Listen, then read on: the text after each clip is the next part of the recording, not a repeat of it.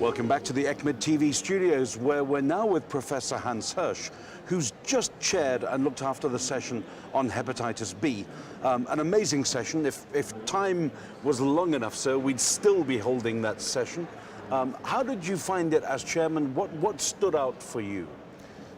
I think what stood out for me in this session was the fact that we had a pioneer in virology speaking at this conference and being able to show us his discovery and link it to clinical virology and to our daily practices in medicine.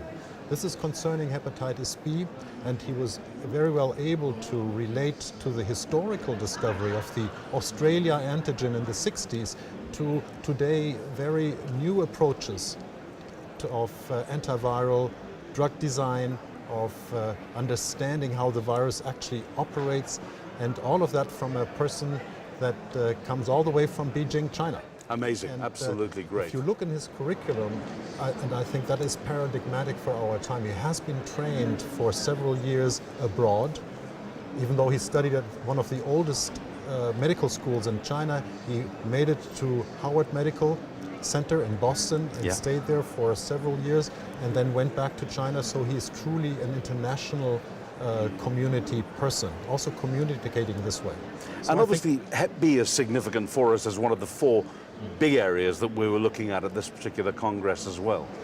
Yeah, one of the challenges here are not only the vaccination, which is imperfect in its efficacy, it is mostly the fact that there is no cure for hepatitis B. Yes. We can't treat it with the new nukes, the nucleotide inhibitors, but we cannot get a cure for this virus. So this is very much similar to the current state of HIV infection, which we can't control, but the people have to take the drugs on a daily basis, and a cure would be so much more to the patients and the doctors and the healthcare system. Something similar to hepatitis C. And I think this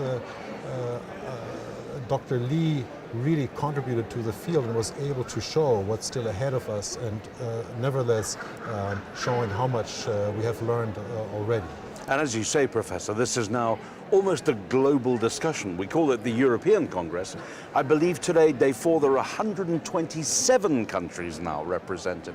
Yes. Maybe we should change the name to ESCMID, because it's certainly a global effect, isn't it now? Yeah, I don't know. I think the branding is very good, with Europe being a multinational entity, and with all its different cultural and traditions being able to interact positively. I think this is much more inviting than saying we want to go global.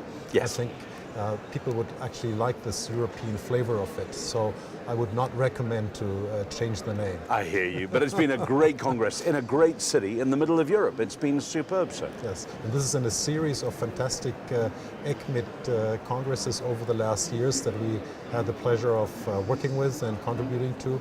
And you can see the number of attendees again above 10,000. 12,500 plus. Amazing. For the last 5 years we've had this record, and also shows that the program committee and all the people that are contributing are able to reinvent themselves, are able to actually put their fingers on the most important problems in clinical microbiology and infectious diseases. And so as we were congratulations. saying, well done to the team, you're absolutely right. And as we were saying beforehand, you know, as we come to close now, towards the end of close on day 4, there are still thousands and thousands of people thronging the halls around us in studio here. Absolutely, it's amazing. Still hungry after all this excellent menu that has been served. And ESCMID is clearly getting it right. ESCMID rocks. ESCMID rocks. Love it. Professor, thank you for taking time to be with us, sir. Thank you for having me. A real pleasure to have you again. Thank you.